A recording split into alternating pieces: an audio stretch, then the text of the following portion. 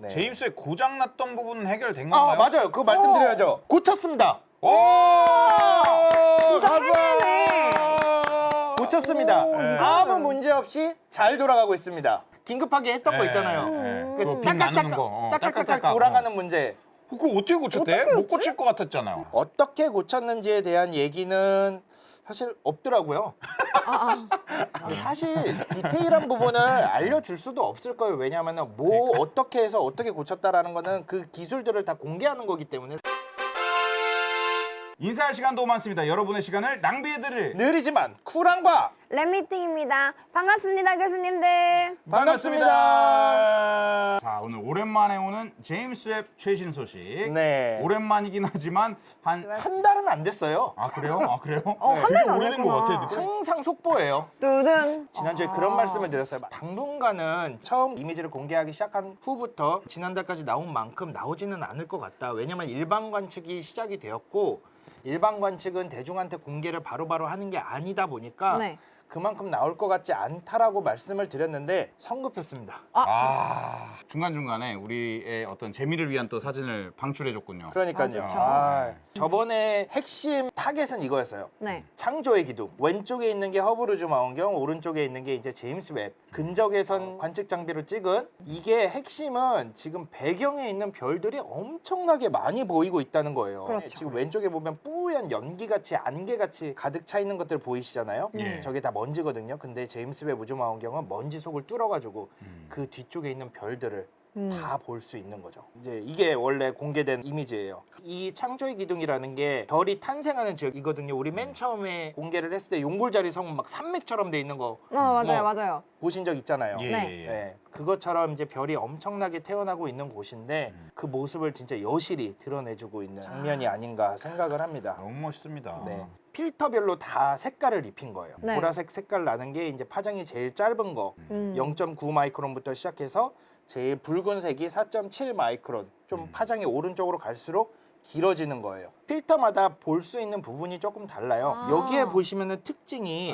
허브루즈 망원경처럼 뿌연 이렇게 배경이 보여요. 그리고 뒤쪽에 있는 별이 되게 밝게 보이죠. 파장이 짧을수록. 저 스파이크 저 스파이크가. 시그니처가 되게 잘 보이네. 엄청 네. 크게 보여요. 다음 장 주시면요. 조금 길어져요. 아. 별 밝기가 조금 줄어들기는 하지만 아까보다 그 먼지 같은 것들이 뚜렷하게 보이는 모습을 보실 수가 있을 거예요. 네. 그 다음 장은 우와. 그 구름보다 그 뒤에 배경이 훨씬 더 잘 보여요. 이거 약간 제임스 웹 보는 것 같아요. 약간 제임스 웹 보는 것 같죠. 이게 네. 뭐냐면은 파장별로 우리가 보려고 하는 영역이라든지 볼 수 있는 배경들이 다 다르다는 거예요. 이 파장으로 보면은 뒤에 있는 배경이 더 잘 보이는 대신에 앞쪽에 있는 먼지 구성 같은 것들의 형태는 덜 보이고 파장마다 다 다른 모습을 볼 수 있다는 거죠. 요거는 3.3 마이크론이라고 그래가지고 먼지 영역, 기둥이 있는 영역들이 정확하게 보이죠. 기둥과 기둥 사이에 먼지 뿌연 게 잘 보이지는 않아요. 근데 그 다음 장 주시면요. 먼지 구름 사이에 이렇게 뿌연 게 보이죠. 이게 파장마다 다 다른 것들을 보고 있다는 거예요. 그러네요. 마지막 버전은 어떨까요?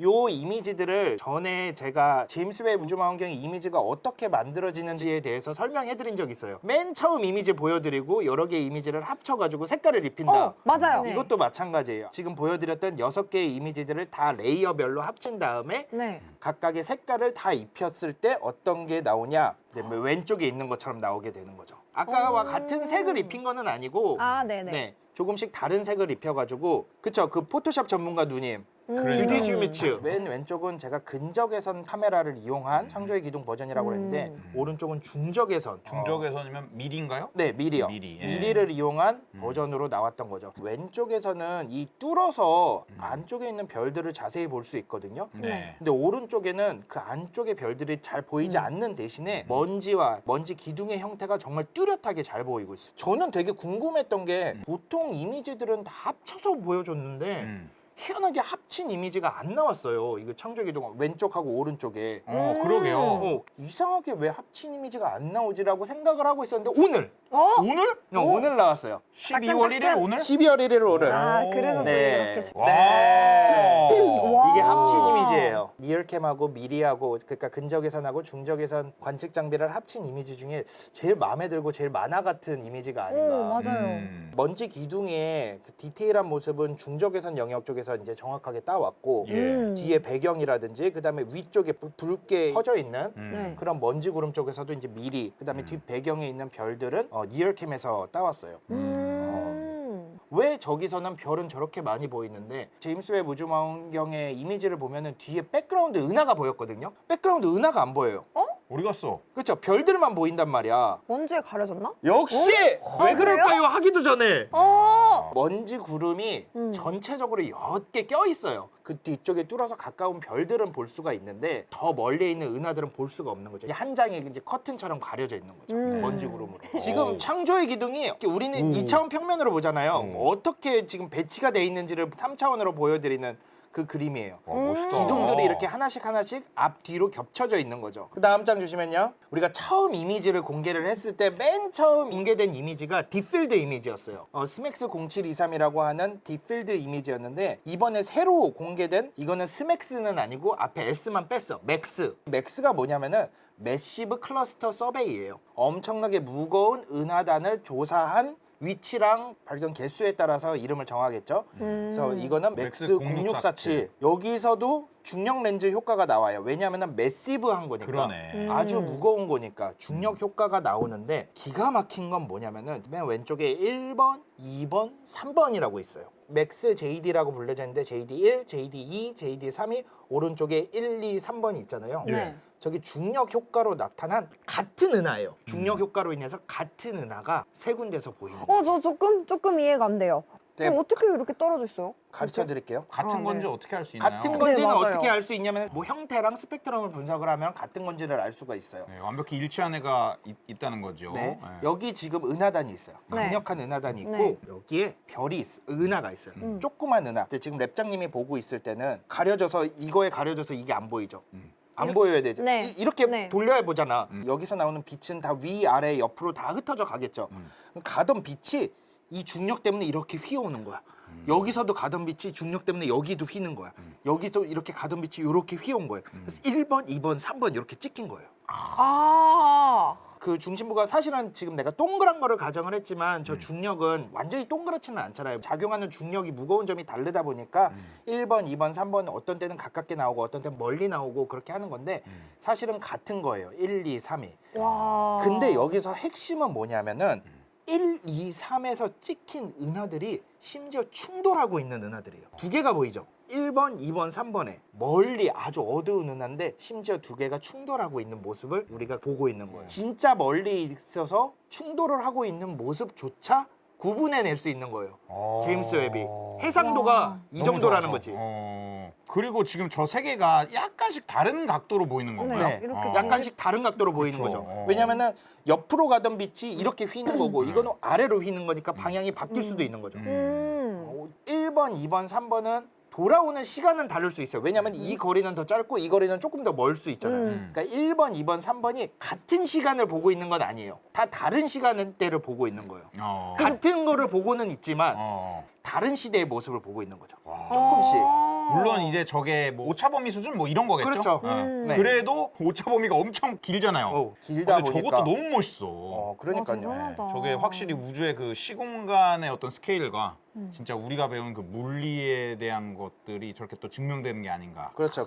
저 근데 좀 뜬금없는 질문 해도 되나요? 그 외계 생명이 있는데 그 제임스 웹 같은 게 있어. 그러면은 그 친구들도 우리 지구를 찍었을 확률도 있는 거네. 그렇죠. 걔네가 만약에 정말 더 과학기술이 발달해서 앞으로 우리가 차세대에 띄울 만한 우주망원경을 이용을 해서 이미 보고 있다면 지구의 모습도 보고 있을 수도 그러니까 있죠. 거기서 우리를 봤는데 세 개로 지구가 보이는데 한 지구에는 공룡 있고 한 지구에는 우리 있고 한 지구에는 지구에는 인공지능이 있을 수도 있어요. 그치. 약간 그런 느낌인 거지. 이 은하는 IC1623이라고 불리는 두 은하의 충돌 현상입니다. 빵 하고 부딪히는 것처럼 가운데서 회절 스파이크가 나타나고 있어요. 우와, 너무 이쁘다. 그죠? 은하가 충돌한다고 해도 별과 별이 부딪히는 현상이 아예 안 일어나진 않지만 어쩌다 한번 일어날 수 있지만 거의 안 일어난다고 볼 수 있고 충돌하는 건 가스들이에요. 그 가스들의 영향으로 별이 엄청나게 태어나고 있는 거예요. 이렇게 효과로 만든 것 같아요. 그냥. 그러니까요. 맞아요. 근데 우린 그냥 찍어서 이렇게 보여주는 거잖아요. 그러니까 맨 왼쪽이 IC1623이라고 불리는 거를 허블 우주망원경으로 찍었던 모습이에요. 맨 왼쪽은 중간에 있는 게 니얼캠 근적외선으로 찍은 모습이죠. 가운데 밝은 거고 오른쪽에 있는 게 중적외선. 중적외선으로 우리가 아까 먼지 구름들을 볼 수 있다고 그랬잖아요. 네. 그러니까 네. 가스의 분포를 볼 수가 있는 거예요. 그래서 오른쪽에 점점점점 찍혀 있는 것들이 이제 밝은 별들이 태어나고 있는 그 필라멘트 구조들이에요. 그래서 제임스 웹 우주망원경은 두 번째 거, 세 번째 거를 합쳐서 만든 이미지가 아까 보셨던 저 모습인 거죠. 아, 그렇구나. 좋아하는 거 있잖아요. 그 지점으로 쑥 들어가는 동영상. 가까워지는 거. 가까워지는 네네네. 동영상. 그 있어요? 동영상으로 소개를 해드리도록 하겠습니다. 예. 가보시죠. 너무 좋습니다. 이게 고래자리 방향이거든요. 예, 고래자리 방향으로 가보도록 하겠습니다. 고래자리 방향. 고래자리 방향인가요? 네, 여기 보면 뿌옇게 뭐 나오죠? 네. 보여요. 오, 저기로 왔다 가나요? 왔다.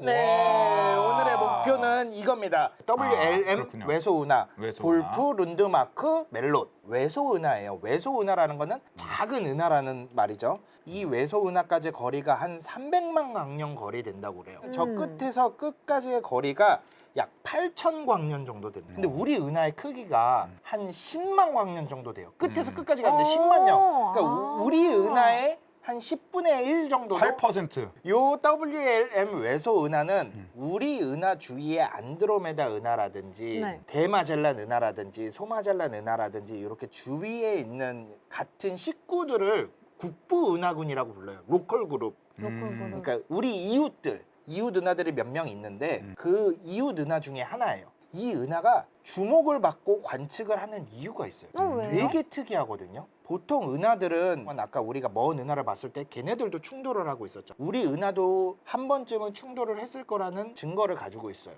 주위의 은하들과 충돌을 대부분 하는데 이 은하는 그 별과 가스를 추적을 해봤을 때 단 한 번도 어디도 건드려진 적이 없어. 오, 되게 그러니까 태초의 모습을 그대로 갖고 있는 거예요. 그러다 보니까 이 은하의 무게 중에 암흑 물질이 차지하는 게 98%예요. 보이는 거는 딱 2%밖에 안 돼. 너무 곱게 자라가지고. 곱게 자라가지고 암흑 물질이 어디 충돌을 하면서 그 반응이 일어나고 그래야 되는데 그 자체야. 98%가 암흑 물질로 돼 있어요. 우리 은하 같은 경우에는 한 4% 정도가 보이는 별이고 12% 정도가 가스가 있고 그다음에 나머지 한 80 몇 프로, 84, 5% 정도가 암흑 물질로 돼 있는 걸로 알려져 있는데 물론 작은 은하기는 하지만 98%다. 이거는 아예 애초부터 건드려지지가 않은 거야. 만들어질 때 말고. 그렇죠. 못 쏠은한 거죠. 못 쏘르나. 암흑 물질 연구하기에 되게 좋은 타겟인 거예요. 태초에 태어나는 모습들을 확인하고 연구를 할 수 있는 곳이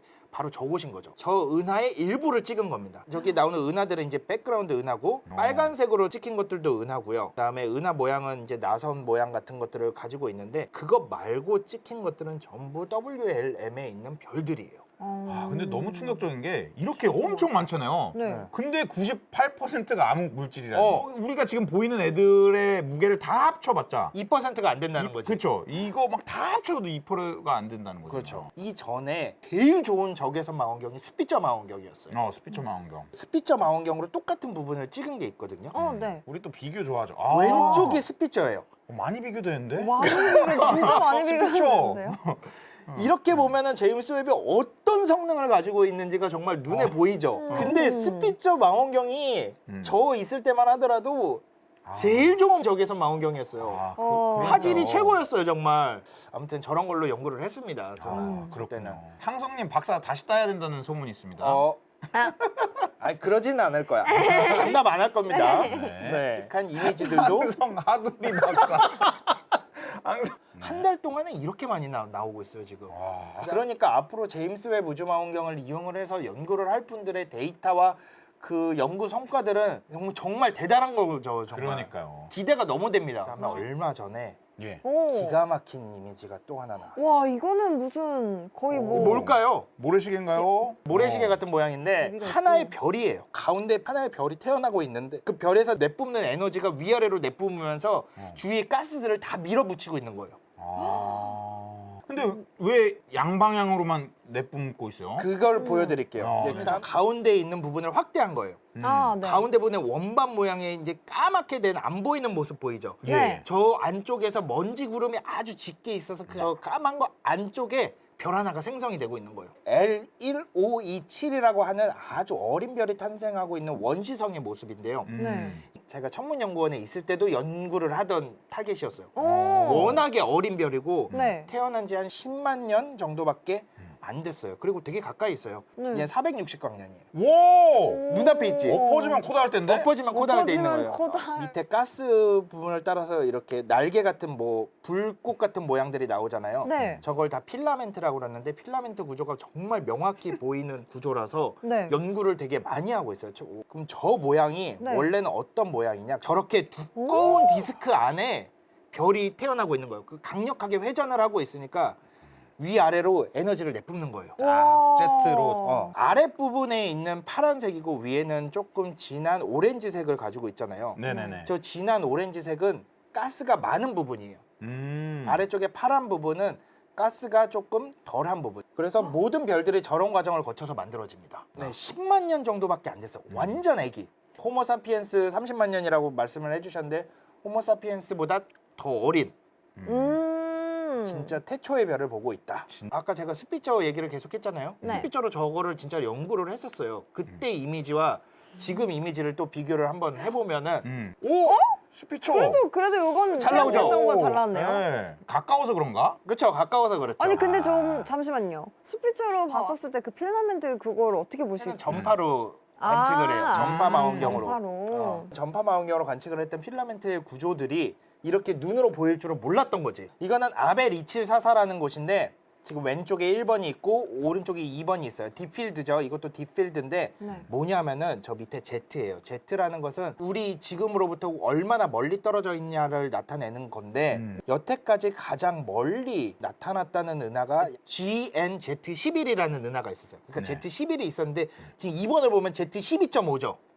심지어 1번은 10.5예요. 그동안에 알고 있었던 가장 먼 은하보다 더 먼 은하를 본 거예요. 네. 저 2번에 가운데 빨간 점, 여태까지 우리가 관측했던 은하 중에 제일 먼 은하를 찾은 거예요. 시간으로 변환을 해봤을 때 빅뱅 이후에 약 3.5억 년 이후에 만들어진 은하라는 거거든요. 물론 추가 관측이 조금 더 필요해요. 여태까지 알고 있는 스펙트럼 상으로만 계산을 한 거기 때문에 추가 관측이 필요하긴 한데 이게 무슨 의미냐면은 우리가 알고 있는 우주론에서는 3.5억 광년에서 이런 은하가 만들어졌다는 게 불가능해요. 시뮬레이션 이론으로 봤을 때 태초에 별이 태어나는 게 한 2억에서 3억 광년이고 은하는 별들이 뭉쳐져서 태어나는 거잖아요. 그러니까 한 4억 년 이후에 만들어졌을 거다라고 얘기를 했는데 그거보다 빨리 만들어진 거죠. 오. 그러면은 지금 보고 있는 은하가 3.5억 년 정도인데 빅뱅 후 약 1억 년 때부터 별하고 은하가 만들어졌을 거라는 얘기가 되는 거죠. 대박이다. 그러니까 약간 엄청나게 많은 의미를 함축하고 있는 자료입니다.